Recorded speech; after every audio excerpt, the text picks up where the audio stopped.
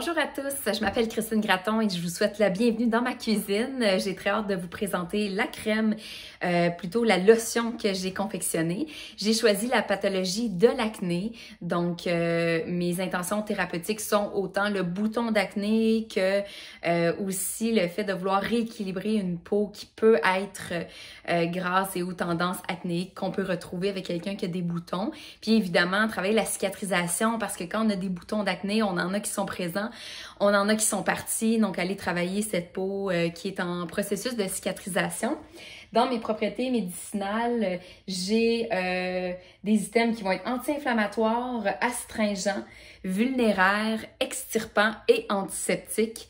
J'ai utilisé tout d'abord dans ma phase huileuse mon macérat de plantain qui a été macéré dans une huile d'olive qui est très fluide, très légère, qui peut fonctionner pour tout type de peau.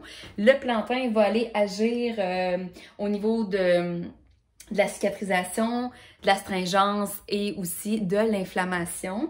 J'ai coupé avec une huile végétale de jojoba. Donc, on dit huile végétale, mais ça peut être aussi vu comme une cire qui est très fluide, qui fonctionne pour tout type de peau, qu'on retrouve souvent dans les produits pour les peaux à tendance mixte et ou acnéique, étant donné que ça serait plutôt une cire qui ressemble, la texture ressemblerait au sébum de la peau. Dans ma phase aqueuse, j'ai utilisé 3 produits. Donc, j'ai utilisé tout d'abord l'hydrolat d'amamélis pour son astringence et qui convient aussi au type de peau recherché. L'hydrolat québécois d'Achillée Millefeuille qui est nettoyant, qui est apaisant, qui est vulnéraire et adapté au type de peau. J'en ai mis un peu moins étant donné l'odeur qui peut être pas trop agréable.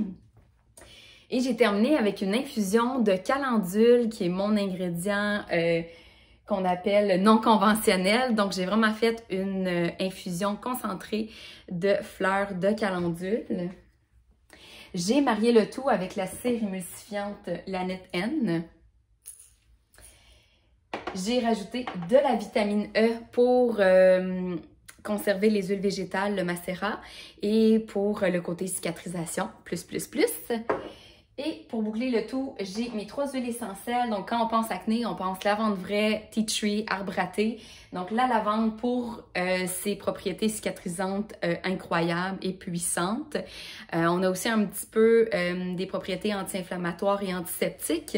Et mon tea tree, c'est l'antibactérien par excellence. J'ai couronné le tout avec du géranium, qui est aussi une huile essentielle qu'on peut utiliser, qui est antibactérienne, anti-inflammatoire et qui est très agréable à l'odeur pour un peu aller camoufler l'odeur de tea tree. Je vous montre la texture. Donc, j'ai mon pot transparent la texture, je suis très satisfaite de la texture. Donc, je vais vous montrer, autant après 7 que 15 jours. Donc, une texture très fluide, très légère, qui pénètre rapidement dans la peau pour quelqu'un qui aurait une peau mixte et ou grasse.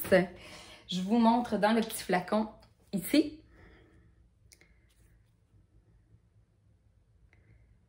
Donc, vraiment là, une texture super fluide. Donc, vraiment une lotion bien réussie. Donc, c'est tout pour moi. Je vous remercie d'avoir écouté mon vidéo. J'espère que ça peut peut-être vous donner des idées si jamais à un moment donné, vous allez faire une création de produit pour ce type de pathologie-là. Très hâte de voir vos vidéos. Alors, au plaisir!